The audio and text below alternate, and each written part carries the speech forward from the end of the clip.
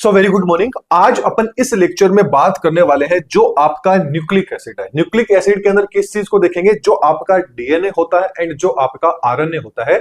इसको इस लेक्चर के अंदर अपन क्या कर लेंगे, कंप्लीट कर लेंगे। आप सबको पता है अपन ने सीईटी का जो आपका साइंस का बैच है, इस बैच को स्टार्ट कर रखा है और मैंने स्टार्टिंग में ही आपको बताया था कि जब भी आप कोई भी वीडियो देखो तो ये वाला जो नंबर है, इस नंबर को देख लेना। ये जो लेक्चर है ये 8वें नंबर का लेक्चर रहने वाला है और कंप्लीट अपन जो सीईटी की साइंस रहेगी इसको कंप्लीट पूरा करेंगे। तो जब भी आप कोई भी लेक्चर देखें तो आप इस नंबर को हमेशा याद रखिएगा कि ये लेक्चर कौन से नंबर का रहने वाला है। तो चलिए फिर बात कर लेते हैं जो आपके न्यूक्लिक एसिड है, इनको डिटेल के अंदर अपन पढ़ते हैं कि किस तरह के एग्जाम में क्वेश्चंस आपके आ सकते हैं।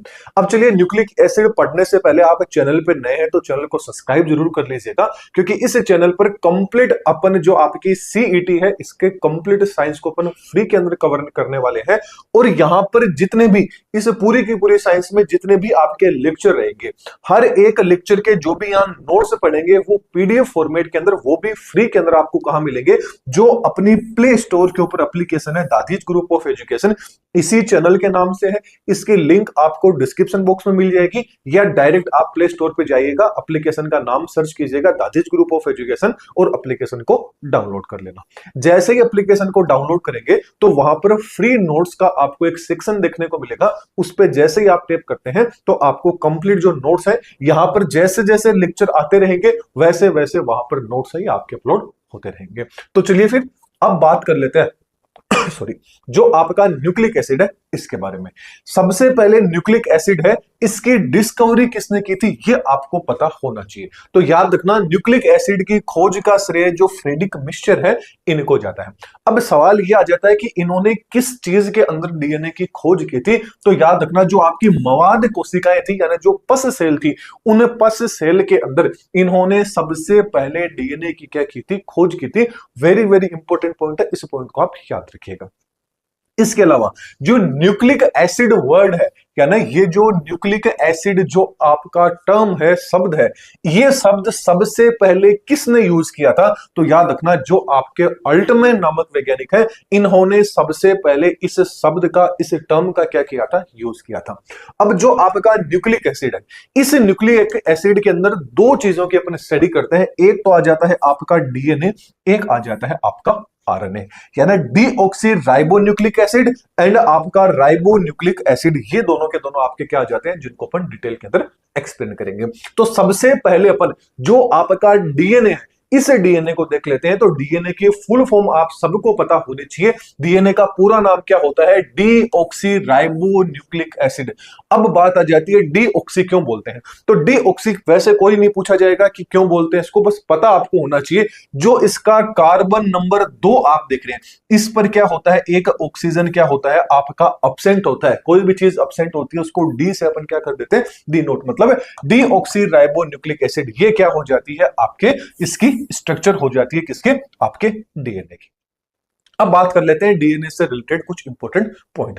सबसे पहले डीएनए की डिस्कवरी किसने की थी, तो वही आ जाता है, डीएनए की डिस्कवरी आपके फ्रेडरिक मिक्सचर के द्वारा की गई थी। और किसमें की गई थी, जो आपकी पस सेल होती है उनके अंदर। लेकिन ये जो डीएनए जो शब्द है आपका, इससे पहले जो आपके फ्रेडरिक मिक्सचर थे, इन्होंने एक्चुअल में इसको डीएनए नहीं बोला था, इन्होंने इसको क्या नाम दिया था, न्यूक्लिन नाम दिया था। तो यह भी याद रखना कि जो आपका न्यूक्लिन है, इस न्यूक्लियन की खोज किसने की थी, ऐसे भी पूछ लिया जाए तो फ्रेडरिक मिक्सचर ने की थी। या ये पूछ लिया जाए कि न्यूक्लियन शब्द या जो टर्म है ये किसके द्वारा दी गई है, तो याद रखना फ्रेडरिक मिक्सचर के द्वारा दी गई है।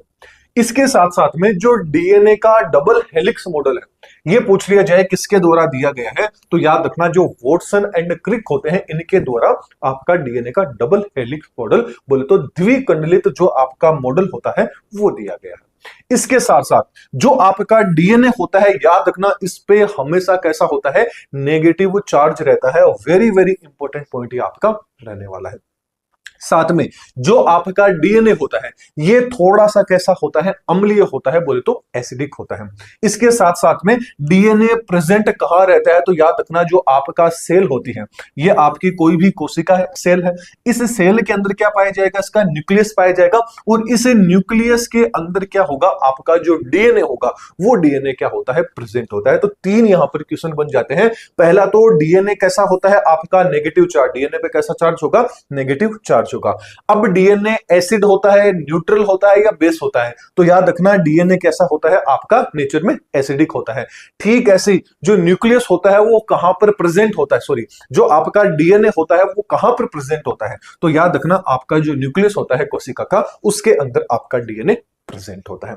इसके साथ में जो डीएनए होती है, इसकी जो फंडामेंटल यूनिट होती है उसको, यो किसको बोला जाता है, न्यूक्लियोटाइड को बोला जाता है। अब ये न्यूक्लियोटाइड क्या होता है थोड़ी देर में अपन देख लेंगे। इससे पहले आपको डीएनए का जो मोलिकुलर वेट है, वेरी वेरी इंपॉर्टेंट है कि डीएनए का मोलिकुलर वेट कितना होता है, तो याद रखना 10 की पावर 6 से लेके 10 की पावर 9 डाल्टन तक क्या होता है, आपका डीएनए का मोलिकुलर वेट होता है। ये सारी के सारी इंपॉर्टेंट पॉइंट है, ये अपन ने देख लिया। अब अभी अपन ने बात की थी कि जो आपका डीएनए है इसको क्या बोला जाता है, मतलब डीएनए की जो फंडामेंटल यूनिट है वो किसको बोला जाता है, न्यूक्लियोटाइड। तो पहले ये बात कर लेते हैं कि एक्चुअल के अंदर डीएनए होता है वो डीएनए किन चीजों से मिलकर बना होता है। तो आपको ये चीज याद रखनी है, डीएनए तीन चीजों से मिलकर बना होता है मेनली। कौन कौन सा, एक तो डीएनए में क्या होता है, नाइट्रोजन बेस होता है। एक तो क्या होता है, नाइट्रोजन बेस, बोले तो नाइट्रोजन क्षार होते हैं। दूसरी क्या होती है, पेंटोज शुगर होती है, जिसको अपन शर्करा बोल देते हैं, वो शर्करा होती है 5 कार्बन युक्त, इसलिए इसको पेंटोज शुगर बोल देंगे। एक आता है फॉस्फोरिक एसिड, या आप इसको फॉस्फोरस भी बोल सकते हैं। तो डीएनए तीन चीजों से मिलकर बना होता है, एक तो नाइट्रोजन बेस, किसे, नाइट्रोजन बेस से, एक पेंटोज शुगर से, एक आपका जो फॉस्फोरिक एसिड या जिसको आप फॉस्फोरस बोलते हैं उससे मिलकर बना होता है। तो इन तीन चीजों से डीएनए क्या होता है, आपका बना होता है। अब मेन चीज है वो आपको दो टर्म्स यूज रखनी है कि न्यूक्लियोसाइड एंड न्यूक्लियोटाइड में डिफरेंस क्या होता है। इन तीनों को यदि अपन साथ में कर देंगे, तो अभी अपन ने क्या पढ़ा था कि डीएनए की फंडामेंटल यूनिट क्या होती है, वो क्या थी, आपकी न्यूक्लियोटाइड। तो न्यूक्लियोटाइड का मतलब हो गया कि यदि उसके अंदर, न्यूक्लियोटाइड किसको बोलेंगे, जिसमें नाइट्रोजन बेस हो, पेंटोज शुगर हो एंड साथ में फॉस्फोरिक एसिड हो, वो क्या कहलाती है, न्यूक्लियोटाइड। जबकि यदि इसमें से फॉस्फोरस को निकाल देंगे तो बच गया क्या, पेंटो, आपकी जो पेंटोज शुगर होगी और साथ में नाइट्रोजन बेस, इन दोनों को मिला के क्या बोलेंगे, न्यूक्लियोसाइड बोला जाता है। तो न्यूक्लियोसाइड क्या होता है, nitrogen base and pentose sugar होती है। जबकि न्यूक्लियोटाइड क्या होता है, न्यूक्लियोटाइड होता है नाइट्रोजन बेस, पेंटोज शुगर या फॉस्फोरिक एसिड। अब देखना जो आपका न्यूक्लियोटाइड है इसको अपन न्यूक्लियोसाइड प्लस फॉस्फोरिक एसिड या फॉस्फोरस भी बोल सकते हैं। क्यों, क्योंकि न्यूक्लियोसाइड बोल दिया तो साथ में ये दोनों के दोनों आपके क्या हो जाते हैं, काउंट हो जाते हैं। इस तरह से आपके एग्जाम में भी चीजें पूछी जा सकती है। ये स्लाइड थोड़ी सी इंपॉर्टेंट है, इसको अच्छे से आप देख लीजिएगा। जैसा कि यहां पर भी देख रहे हैं, न्यूक्लियोसाइड तो क्या होते हैं, nitrogen base and pentose sugar, और न्यूक्लियोटाइड क्या होते हैं, nitrogen base, pentose sugar and आपका क्या आ जाता है, फॉस्फेट आ जाता है। ये इसका क्या आ जाता है, डायग्राम आ जाता है। चलिए अब बात कर लेते हैं एक एक करके इन सारे पॉइंट्स की। जो आपका नाइट्रोजन बेस होता है, इसे नाइट्रोजन बेस के अंदर दो चीजें होती है, एक तो इसमें होता है प्यूरिन, एक होता है इसमें पिरिमिडिन। अब जो आपका प्यूरिन होता है, इस प्यूरिन के अंदर क्या क्या होता है, एडिनिन होता है एंड आपका ग्वानिन होता है। एडिनिन को ए से डिनोट करेंगे, ग्वानिन को जी से डिनोट करेंगे। जबकि जो पिरिमिडिन होता है, इस पिरिमिडिन के अंदर थाइमिन, साइटोसिन एंड यूरेसिल होता है। अब यूरेसिल को अलग कलर से डिनोट कर रखा है, इसका रीजन अपन थोड़ी देर में देखेंगे। तो थाइमिन को टी से डिनोट कर देते हैं, साइटोसिन को सी से क्या कर देते हैं, डिनोट अपन कर देते हैं। अब चीज ये आ जाती है कि जो आपका डीएनए होगा, वेरी इंपॉर्टेंट पॉइंट है, याद रखिएगा। डीएनए होगा, अब डीएनए के अंदर सीधी सी बात है नाइट्रोजन बेस भी है, नाइट्रोजन क्षार भी है आपका। अब ये जो नाइट्रोजन बेस है ये प्यूरिन एंड पिरिमिडिन से मिलकर बना होता है।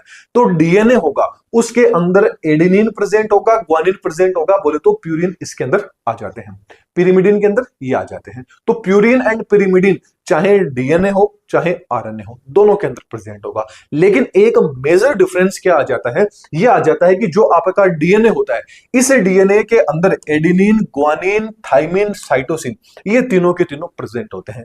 लेकिन जो आपका आरएनए होता है, उस आरएनए में थाइमिन के स्थान पे क्या आ जाता है, आपका यूरेसिल आ जाता है। मतलब यही यदि सीक्वेंस अपन आरएनए के लिए पढ़ते तो यहां पर अपन थाइमीन को नहीं लिखते, अपन यहां किसको लिख देते, यूरेसिल को लिख देते। यदि अपन ये किस कंडीशन में पढ़ते, आरएनए के लिए पढ़ते। तो आरएनए जब पढ़ेंगे तब इस चीज को अपन एक बार फिर से देख लेंगे। अभी डीएनए की बात कर रहे हैं तो यहां पर क्या होता है, आपका थाइमीन होगा, यूरेसिल यहां पर नहीं आएगा। ये मेजर डिफरेंस होता है डीएनए एंड आरएनए में। जो यहां पर बस इतनी सी जो चीज है, ये जो ब्रैकेट वाली, बस ये इतना ही आपको याद रखना है। बाकी ये चीज मैंने आपको समझाने के लिए लिखी थी। चलिए आगे बात कर लेते हैं।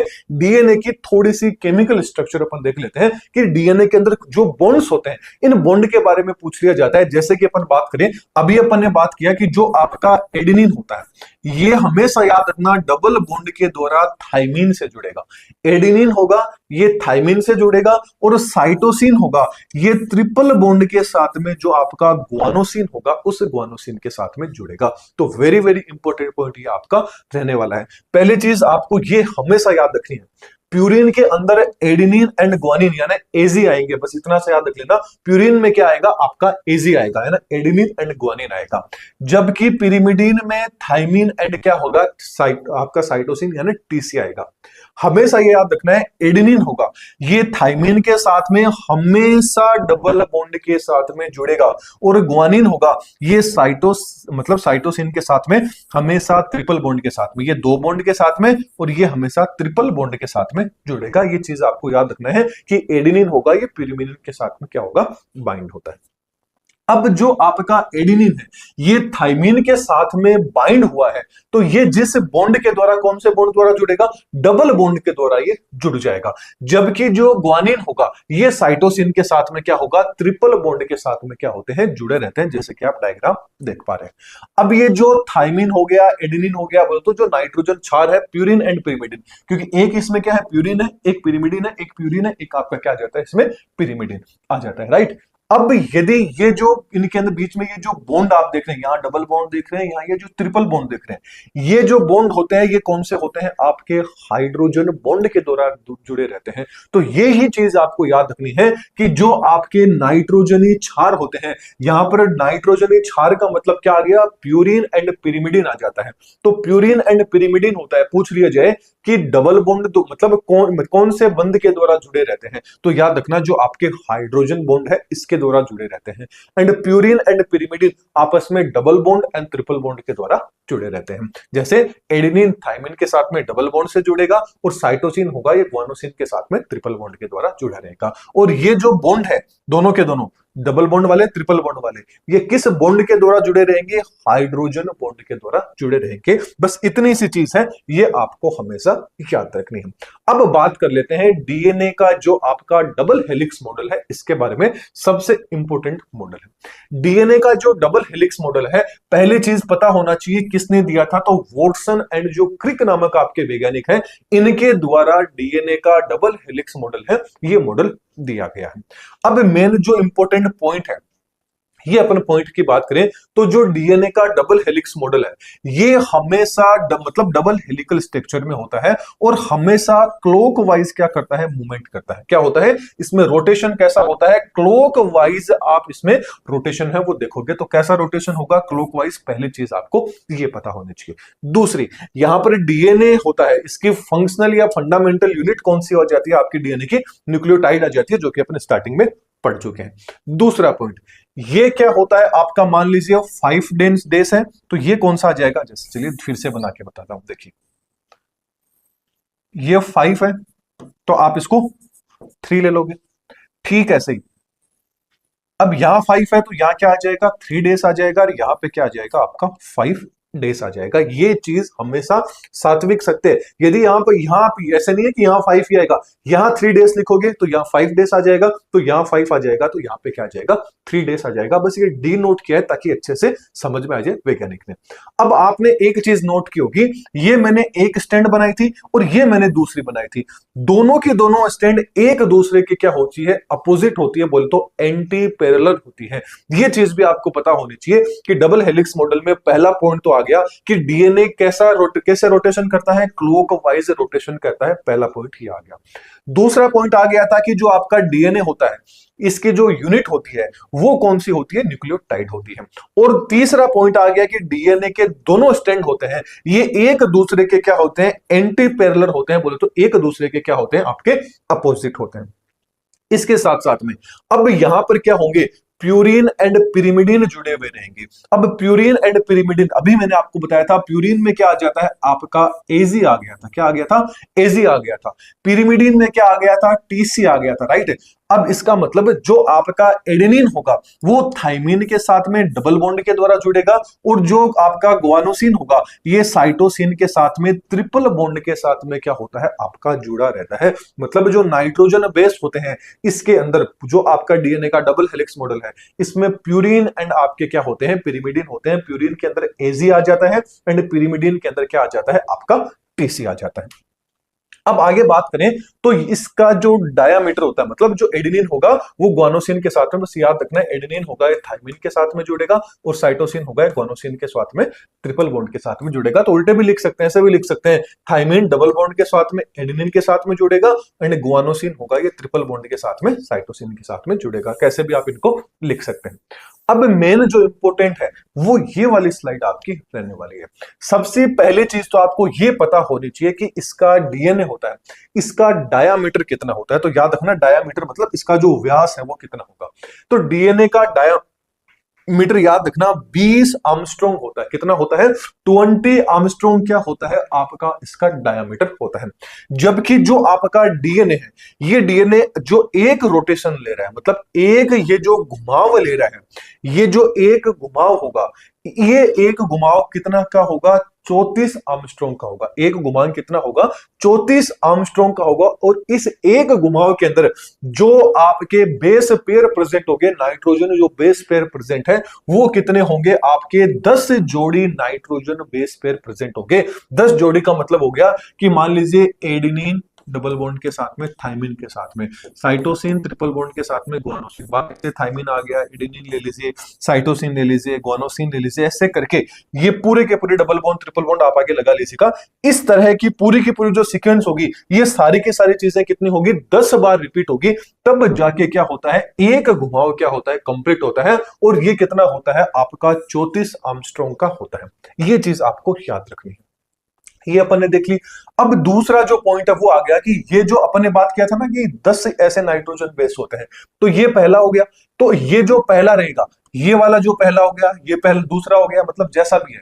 या बोले तो एक जो आपका नाइट्रोजन बेस है ये एक से लेके दूसरे नाइट्रोजन बेस के बीच में जो गैप होगा या जो दोनों के दोनों बेस पेयर जुड़े रहेंगे इसके बीच में ये जो जगह है ये कितनी होती है, आपकी 3.4 आर्मस्ट्रॉन्ग होती है। ये भी वेरी इंपॉर्टेंट पॉइंट है, इन पॉइंट को आपको याद रखना है। तो ये कुछ अपन ने पॉइंट देख लिए। दूसरी चीज ये आ जाती है कि जो आपका डीएनए है ना 1962 के अंदर वॉटसन एंड क्रिक ने डीएनए की डबल हेलिक्स जो मॉडल दिया था इसलिए तो इनको मिला था। और साथ में एक विल्किंस नामक वैज्ञानिक थे, इनको भी क्या था, डीएनए की जो स्ट्रक्चर थी उसके लिए नोबेल प्राइज मिला था। तो वेरी वेरी इंपॉर्टेंट पॉइंट यह आ जाता है कि डीएनए के लिए नोबेल मतलब डीएनए की स्ट्रक्चर को समझाने के लिए कौन से वैज्ञानिकों को नोबेल प्राइज मिला था। तो आपको याद रखना है वॉटसन, क्रिक एंड आपके विल्किंस। अब जो वॉटसन एंड क्रिक अलग से पूछ लिया जाए कि वॉटसन एंड क्रिक को किस लिए मिला था, तो वॉटसन एंड क्रिक को तो नोबेल प्राइज इसलिए मिला था क्योंकि इन्होंने डीएनए की डबल हेलिकल जो मॉडल है इस मॉडल को एक्सप्लेन किया था, इसलिए मिला था। लेकिन जो विल्किंस है, इन विल्किंस को इसलिए मिला था क्योंकि इन्होंने एक्सरे जो आपकी क्रिस्टलोग्राफी होती है इसके लिए इनको क्या है, डीएनए की स्ट्रक्चर की जो एक्सरे क्रिस्टलोग्राफी है वो विल्किंस नामक वैज्ञानिक ने की थी, इसलिए इनको भी नोबेल प्राइज मिला था। कब मिला था, 1962 में। ये स्लाइड इंपॉर्टेंट है, इसको अच्छे से आप देख लीजिएगा। तो ये कुछ पॉइंट्स है, इन पॉइंट्स को क्या है अपन ने डिनोट कर दिया। अब ये वाली जो स्लाइड आप देख रहे हैं ये स्लाइड वैसे ये मान लीजिए आपके एग्जाम में बहुत रेयरली चांस है कि ये क्वेश्चन पूछा जाएगा, लेकिन जो ग्रेजुएशन लेवल के हैं उनके लिए स्लाइड इंपॉर्टेंट है। बाकी आप 12th लेवल के अंदर भी है तो भी इसको थोड़ा सा आप देख लीजिएगा, ज्यादा हार्ड नहीं है। बाई चांस हो सकता है कि एक आधा क्वेश्चन इससे थोड़ा सा डीपली पूछा जाए कि भाई कंपटीशन इतना ज्यादा है तो कंपटीशन में से लोगों को बाहर निकालने के लिए, क्योंकि माइनस मार्किंग कर दी गई है, पहले तो नेगेटिव मार्किंग नहीं थी लेकिन इस बार कर दी गई है, तो सीधी सी बात है एक भाई आपका क्वेश्चन गलत हो जाता है तो पता नहीं कितने बच्चे आपसे आगे निकल जाएंगे। तो थोड़ा सा एक्स्ट्रा पढ़ने में भी कोई प्रॉब्लम नहीं है।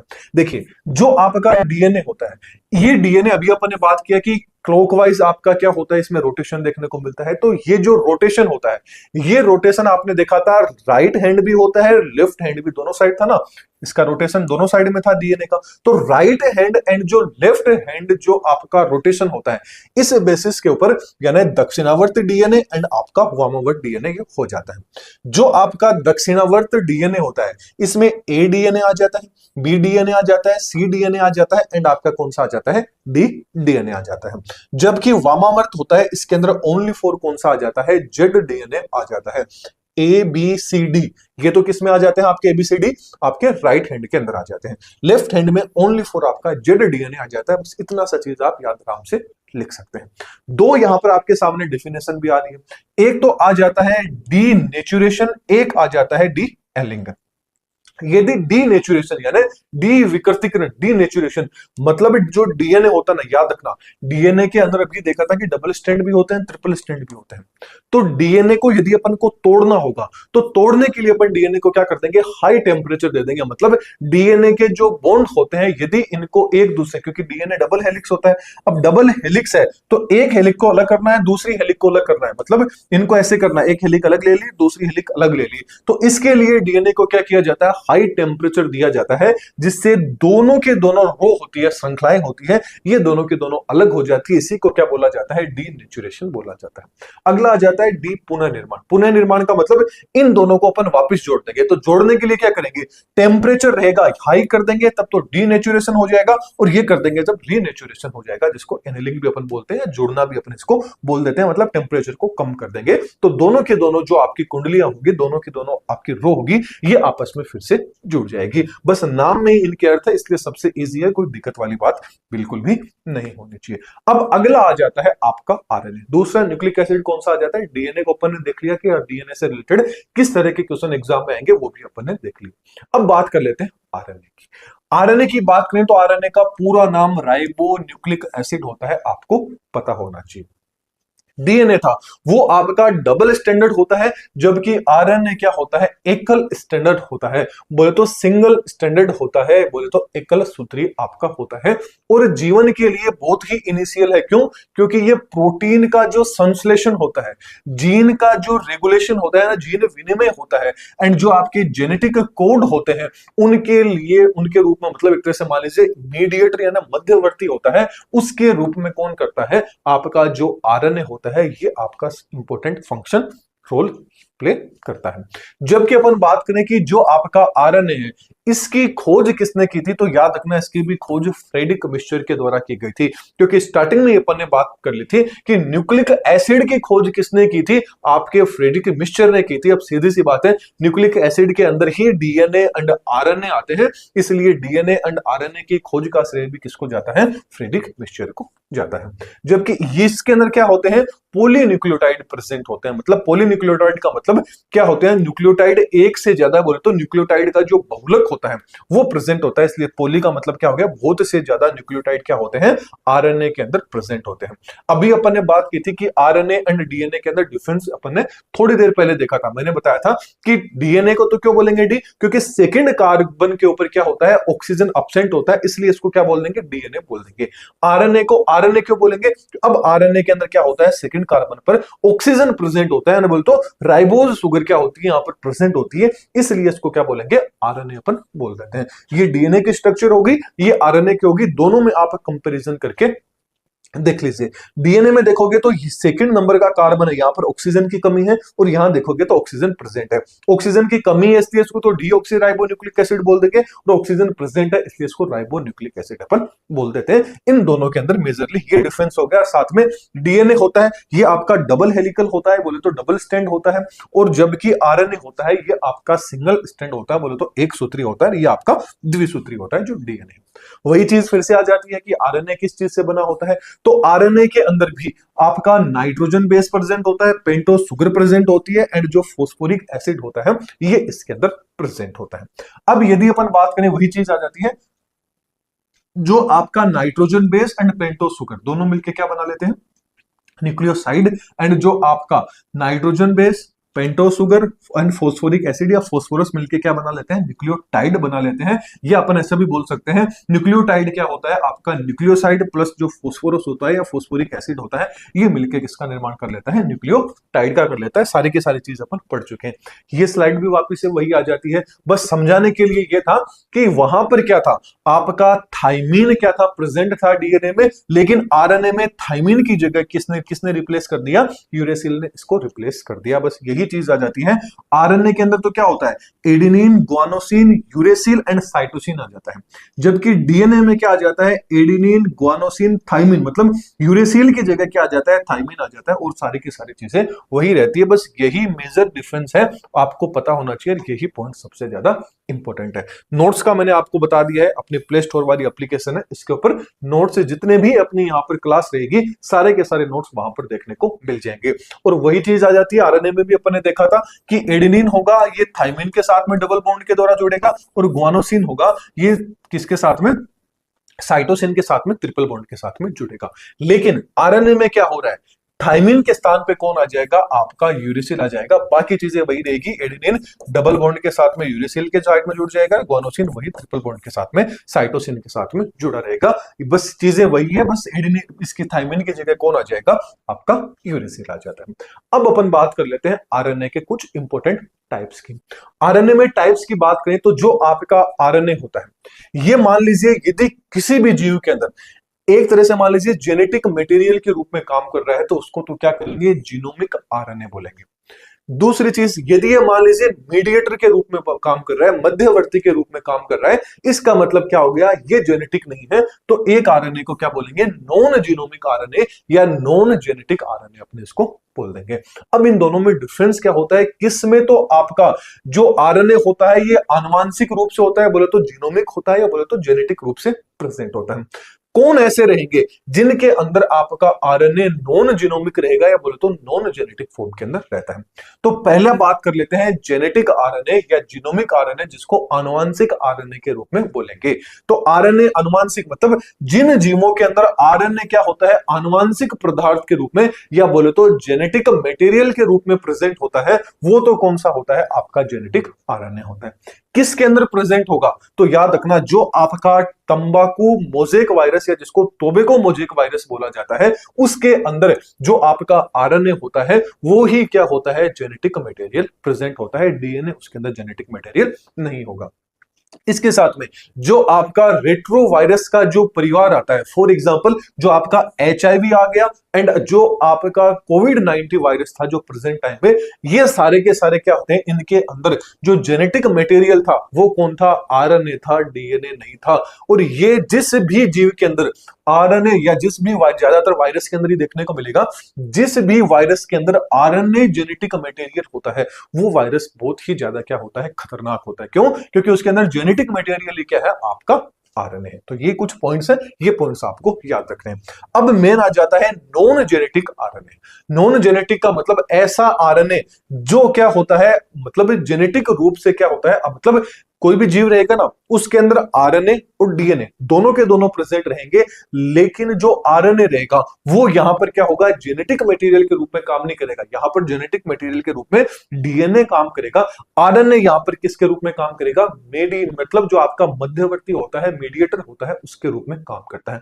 मतलब ये जो आपका नॉन जेनेटिक आरएनए है उन जीवों के अंदर प्रेजेंट होगा जिनके अंदर डीएनए एंड आरएनए दोनों के दोनों प्रेजेंट होते हैं, लेकिन उनमें जेनेटिक मटेरियल तो कौन होगा, डीएनए होगा, आरएनए क्या करेगा, मीडिएटर मध्यवर्ती के रूप में काम करेगा। डिफरेंस आपको पता चल गया होगा, वैसे नाम से ही पता चल जाता है। चलिए, तो यहां पर वही चीज आ गई, डीएनए तो यहां पर क्या करेगा, आनुवांशिक पदार्थ जेनेटिक मटेरियल के रूप में काम करेगा, जबकि आरएनए की भूमिका क्या रहेगी, प्रोटीन संश्लेषण, बोले तो प्रोटीन सिंथेसिस के लिए क्या होता है, आरएनए सबसे ज्यादा इंपॉर्टेंट होता है। अब जो आपका मतलब आरएनए होता है, कौन सा आरएनए, नॉन जेनेटिक जो आपका आरएनए होता है, ये आपका 3 प्रकार का होता है। कौन कौन सा, एक तो आ जाता है एमआरएनए, एक आ जाता है टीआरएनए, एक आ जाता है आरआरएनए। एमआरएनए की बात करें तो मैसेंजर आरएनए, नाम में ही इनके आंसर छुपे हुए हैं। मैसेंजर आरएनए, मैसेज मतलब एक जगह से दूसरी जगह संदेश ले जाने का काम किसका रहेगा, मैसेंजर आरएनए का रहेगा। अगला आ जाता है टीआरएनए, टी का मतलब आ जाता है ट्रांसफर आरएनए, मतलब किसी चीज को एक जगह से दूसरी जगह ट्रांसपोर्ट करना है। अब देखिए कंफ्यूजन यहाँ पे क्या की, मैसेज, मैसेज का मतलब ओनली फॉर सिग्नल भेजेगा, संदेश भेजेगा, लेकिन अब किसी चीज को पकड़ना है दूसरी जगह लेके जाना है तो वहां पर टीआरएनए काम करेगा, ओनली फॉर इंफॉर्मेशन भेजनी है तो यहां पर एमआरएनए ही काम करेगा। फिर आ जाता है आरआरएनए, आरआरएनए का मतलब होता है राइबोसोमल आरएनए, यदि राइबोसोम बनाना है तो वो कौन बनाएगा, आपका आरआरएनए बनाएगा। तो चलिए वन बाय वन करके तीनों के तीनों जो आरएनए है इनको अपन देख लेते हैं। सबसे पहले बात कर लेते हैं एमआरएनए, जिसका पूरा नाम क्या आ जाता है, मैसेंजर आरएनए आ जाता है। इसकी जो मात्रा होती है, ओवरऑल जो आपके शरीर में आरएनए प्रेजेंट होगा, उस आरएनए की 5 से 10% जो मात्रा होती है वो किसकी होती है, एमआरएनए की होती है, बोले तो मैसेंजर आरएनए की होती है। जो मैसेंजर आरएनए होता है इसको टेम्पलेट आरएनए के नाम से भी जाना जाता है। तो एग्जाम में पूछ लिया जाए टेम्पलेट आरएनए किसको जाना जाता है, तो और दूसरा नाम क्या है, तो एमआरएनए क्या होता है, इसका दूसरा नाम होता है। इसका फॉर्मेशन कहां होता है, तो याद रखना जो आपका न्यूक्लियस होता है उसमें इसका निर्माण होता है। और इसकी जो खोज है, मतलब एमआरएनए की खोज का जो श्रेय है वो हेक्सले एंड जो वोल्किन नामक वैज्ञानिक है इनको जाता है। कई जगह आपको जेमिक्लिन नामक जो वैज्ञानिक है उनका भी नाम देखने को मिल जाएगा, लेकिन खोज के बारे में बहुत रेयरली चांस है कि आपसे एग्जाम में पूछा जाए। दूसरा मेन जो चीज पूछी जाएगी वो याद रखना, इसके अंदर पहले तो एमआरएनए होता है, इसकी कितनी % मात्रा होती है, इसका दूसरा नाम कौन सा है, इसका निर्माण कहां होता है, और सबसे ज्यादा इंपॉर्टेंट इसका फंक्शन क्या होता है। तो याद रखना एमआरएनए का काम क्या होता है, जो प्रोटीन संश्लेषण जिस टाइम पे होगा, प्रोटीन सिंथेसिस की प्रोसेस होगी, उस टाइम पर जो भी इंफॉर्मेशन रहेगी, जो भी सूचनाएं रहेगी, उन सूचनाओं को एक जगह से दूसरी जगह ले जाने का काम किसका रहेगा, आपके मैसेंजर आरएनए का रहता है। अगला आ जाता है ट्रांसफर आरएनए, टीआरएनए जिसको बोलते हैं। तो टीआरएनए की खोज का श्रेय किसको जाता है, जेमिक्लिन एंड जो आपका जो होगलैंड है इनको जाता है। ओवरऑल जो आपका आरएनए होगा उसका 10 से 15% पार्ट किसका रहेगा, आपके टीआरएनए का रहेगा। जो आपका टीआरएनए होता है जिसको अपन ट्रांसफर आरएनए बोलते हैं, स्थानांतरण आरएनए बोलते हैं, इसकी मात्रा होती है वो सबसे कम, यानी मात्रा सबसे कम क्या, सबसे छोटा जो आरएनए होता है वो आपका कौन सा होता है, टीआरएनए। इसका भी जो फॉर्मेशन है, निर्माण है, वो कहां होता है, केंद्रक के अंदर होता है। और इसका जो मेन फंक्शन होता है, कार्य होता है, वो क्या करता है, जो भी अमीनो अम्ल होते हैं उन अमीनो अम्ल को क्या करना, आइडेंटिफाई करना, और आइडेंटिफाई करके सबसे पहले उनको ढूंढना, सर्च करना, फिर उनकी पहचान करना, उनका आइडेंटिफिकेशन करना, और फिर उनको क्या कर देना, एक जगह से दूसरी जगह पे क्या कर देना, स्थानांतरण कर देना। ये किसका रहता है, ट्रांसफर आरएनए का काम रहने वाला है। तो यहां पर भी आपको जो फंक्शन है ये फंक्शन पता होने चाहिए, फॉर्मेशन कहां पर हो रहा है, और साथ में इसकी जो खोज है, मतलब इसका खोज क्या, ये जो आरएनए होता है कंप्लीट आरएनए का 10 से 15% पार्ट होता है जो आपका टीआरएनए होता है। साथ में टीआरएनए के लिए एक जो इंपोर्टेंट स्ट्रक्चर है वो कौन सी है, आपकी ये है। ये जो आपके रॉबर्ट होले नामक वैज्ञानिक है, याद रखना ये जो स्ट्रक्चर देख रहे हैं इस स्ट्रक्चर को बोला जाता है क्लोवर लीफ। क्या बोला जाएगा, क्लोवर लीफ। तो कई बार ये पूछ लिया जाता है, एक मतलब जो आपका एक क्वेश्चन बस यहीं से बनेगा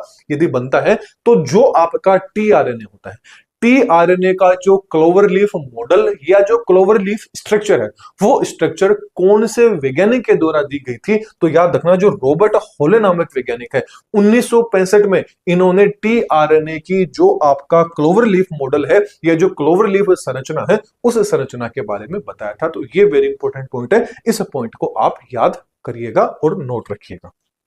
चलिए अगला आ जाता है आपका आरआरएनए। आरआरएनए की बात करें तो ये सबसे मेन आपका क्या होता है, आरएनए होता है, और सबसे अधिक मात्रा के अंदर ओवरऑल जो आपका आरएनए होगा इसका 80 से 85% जो एरिया होगा वो कवर कौन कर लेगा, आरआरएनए कर लेगा। और इसकी खोज किसने की थी, तो याद रखना कुरस नामक वैज्ञानिक थे, इनके द्वारा क्या की गई थी, आरआरएनए की खोज की गई थी। इसकी लोकेशन पूछ ली जाए, इसका जो निर्माण है वो कहां पर होता है, तो याद रखना इसका निर्माण कहां होता है, न्यूक्लियोलस में होता है। बोले तो जो आपकी केंद्रिका होती है, इस केंद्रिका में क्या होता है, इसका निर्माण होता है। जबकि सबसे स्थायी प्रकार का आरएनए कौन सा है, तो याद रखना आरआरएनए क्या होता है, सबसे वेल स्टेबल जो आरएनए है वो कौन सा होता है, आपका आरआरएनए होता है। अब ये जो आपका आरआरएनए जिसका पूरा नाम क्या है, राइबोसोमल आरएनए, ये जो राइबोसोमल आरएनए होता है ये आपका दो प्रकार का होता है। दो प्रकार कौन सा, एक तो आ जाता है 70S, एक आ जाता है आपका 80S। अब ये 70S और 80S क्या है, इसकी बात करें तो पहली चीज तो आपको ये याद रखनी है कि 70S प्रकार का जो आपका आरएनए होगा ये आपके प्रोकैरियोट्स रहेंगे, उनके अंदर आपको देखने को मिलेगा। जबकि जो 80 प्रकार का जो आरएनए होगा ये किस में देखने को मिलेंगे, जो आपके यूकैरियोट्स रहेंगे। अब आपसे एक सवाल है, कमेंट बॉक्स में बस आपको यह बता देना है कि जो आपके प्रोकैरियोट्स होते हैं, यानी प्रोकैरियोटिक कोशिका, बोले तो प्रोकैरियोट्स के आपको कोई भी दो एग्जांपल, कोई भी 4 एग्जांपल या 2 एग्जांपल बता देने हैं, जबकि यूकैरियोट के आपको कोई 2 या 4 एग्जांपल आपको कमेंट बॉक्स में बता देने हैं। मतलब प्रोकैरियोट के आप बताओगे तो उनके अंदर 70S प्रकार का राइबोसोम पाया जाएगा और 80S प्रकार का राइबोसोम यूकैरियोट्स में पाया जाता है। तो प्रोकैरियोट्स एंड यूकैरियोट्स किन के अंदर 70S, किन में 80S प्रकार का राइबोसोम पाया जाता है, ये आप मेरे को कमेंट बॉक्स में बता देंगे। ओवरऑल क्या बताना है कि प्रोकैरियोट्स के कोई भी 2 एग्जांपल एंड यूकैरियोट्स के कोई भी 2 एग्जांपल्स है वो आपको बता देने हैं। इनकी कुछ सब यूनिट्स भी होती हैं, लेकिन सब यूनिट्स आपको यदि ग्रेजुएशन लेवल का एग्जाम दे रहे हैं तो आपको सब यूनिट भी याद रख लेनी है, अदरवाइज कोई नहीं। बस आपको इतना याद रखना है 70S प्रकार का तो प्रोकैरियोट्स में पाया जाता है, 80S प्रकार का राइबोसोम यूकैरियोट्स में पाया जाता है, इससे ज्यादा कुछ भी याद नहीं रखना है। 70S का सब यूनिट क्या हो जाती है, 30 + 50 आ जाती है, 80S का 40 प्लस क्या आ जाती है, 60 आ जाती है। लेकिन एक चीज नोट करने वाली है, यहां पर कब से मैं एस लगा रहा हूं, 70 के आगे भी एस लगा है, 80 के आगे भी एस लगा है, सब यूनिट लिखी है उनमें भी आगे एस लगा है। इस एस का मतलब होता है स्वेडबर्ग यूनिट के नाम से इसको जाना जाता है। तो ये भी इंपॉर्टेंट पॉइंट है, पूछ लिया जाए कि 70S में एस किस चीज को डिनोट करता है, तो ये स्वेडबर्ग जो यूनिट होती है उसको क्या करता है, डिनोट करता है। जबकि जो आपका आरआरएनए होता है ये इसको क्या बोला जाता है, आपके प्रोटीन की फैक्ट्री भी बोला जाता है। जो आपका राइबोसोमल आरएनए है ना, इसको क्या बोला जाता है, प्रोटीन की फैक्ट्री भी बोला जाता है। क्यों, क्योंकि इसी को अपन क्या बोलते हैं, राइबोसोम के नाम से जानते हैं। इसका मेन फंक्शन क्या होता है, प्रोटीन का सिंथेसिस करना क्या होता है, इसका मेन फंक्शन होता है। और ये क्या करता है, mRNA एंड tRNA को जोड़ने के लिए जो बेस होता है, जो स्थल होता है, वो स्थल प्रदान करने का काम किसका रहता है, आपके आरआरएनए का काम रहेगा। एंड राइबोसोमल आरएनए को क्या बोला जाता है, प्रोटीन की फैक्ट्री, या बोले तो राइबोसोम को क्या बोला जाता है, प्रोटीन की फैक्ट्री के नाम से भी इसको जाना जाता है। चलिए अब अगला आ जाता है सेंट्रल डोगमा, आपका कॉन्सेप्ट आ जाता है प्रोटीन सिंथेसिस का, यानी प्रोटीन संश्लेषण के लिए जो केंद्रीय आपका सिद्धांत है, उस सिद्धांत की बात कर लेते हैं, सेंट्रल डोगमा सिद्धांत। जो सेंट्रल डोगमा सिद्धांत है ये याद रखना आपकी जो फ्रांसिस, जो आपके क्रिक नामक वैज्ञानिक थे, इन क्रिक नामक वैज्ञानिक के द्वारा दिया गया। मेन बस इसमें क्या चीज आपको याद रखनी है, आपको ये चीज याद रखनी है कि आपका जो सेंट्रल डोगमा सिद्धांत है, इनमें जो आपके क्रिक है, इन्होंने बताया था कि जो आपका डीएनए है, जो आपका डीएनए है, ये डीएनए क्या बनाता है, आपका आरएनए बनाता है। यानी डीएनए से क्या बनता है, आरएनए, और आरएनए से फिर क्या बनते हैं, आपके प्रोटीन्स का निर्माण हो जाता है। अब डीएनए से जो आरएनए बनने की जो प्रोसेस होती है, याद रखना इसको ट्रांसक्रिप्शन बोला जाता है, बोले तो अनुलेखन। क्या बोला जाएगा, इसको अनुलेखन के नाम से जाना जाता है।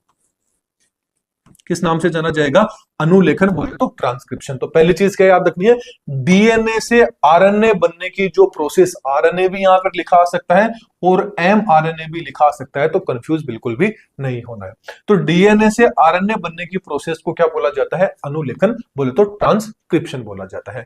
जबकि आरएनए या एमआरएनए से प्रोटीन बनने की जो प्रोसेस होती है, इसको ट्रांसलेशन या बोले तो अनुवादन के नाम से जाना जाता है। किस नाम से जाना जाता है, अनुवादन के नाम से इसको जाना जाता है। तो यही क्या था आपका प्रोटीन का, जो आपका प्रोटीन संश्लेषण का सेंट्रल डोगमा, आपका ये सिद्धांत था कि डीएनए से क्या बनता है, एमआरएनए, एमआरएनए से प्रोटीन बनता है। डीएनए से एमआरएनए बनने की प्रोसेस को अनुलेखन बोले तो ट्रांसक्रिप्शन बोला जाता है, जबकि आरएनए या एमआरएनए से बन के जो आपका प्रोटीन बनता है, इस प्रोसेस को ट्रांसलेशन यानी अनुवादन बोला जाता है। जबकि यदि आपके आरएनए से वापस डीएनए बन जाता है, तो वो वापस बन गया, मतलब वापस को क्या बोलते हैं, रिवर्स। तो रिवर्स क्या बोलेंगे इसको, रिवर्स ट्रांसक्रिप्शन यानी रिवर्स अनुलेखन के नाम से भी इसको जानेंगे। बाई चांस डीएनए से वापस डीएनए बन गया, इसको क्या बोलते हैं, रेप्लिकेशन। क्योंकि किसी भी चीज का क्या हो रहा है यहाँ पर, रेप्लिकेट। तो रेप्लिकेट का मतलब डीएनए से डीएनए को बनना क्या कहलाता है, रेप्लिकेशन कहलाता है। वही चीज यहां पर लिखी है, पहली चीज रेप्लिकेशन, जिसको प्रकटीकरण बोला जाता है। डीएनए से डीएनए बनने की प्रोसेस को क्या बोला जाता है, रेप्लिकेशन। ये चीज आपको याद रख लेनी है। दूसरी, ट्रांसक्रिप्शन क्या होगा, ट्रांसक्रिप्शन का मतलब है डीएनए से एमआरएनए या आरएनए बनने की प्रोसेस को ट्रांसक्रिप्शन बोला जाता है। अगला आ जाता है ट्रांसलेशन। ट्रांसलेशन का आ गया एमआरएनए या आरएनए से प्रोटीन बनने की प्रोसेस को क्या बोला जाएगा, ट्रांसलेशन। जबकि रिवर्स ट्रांसक्रिप्शन किसको बोला जाएगा, या जिसको अपन प्रति अनुलेखन बोलते हैं, यानी एमआरएनए से वापस डीएनए बनने की प्रोसेस को क्या बोला जाता है, रिवर्स ट्रांसक्रिप्शन बोला जाता है। ये पॉइंट ही बस आपको एग्जाम में याद रखने हैं।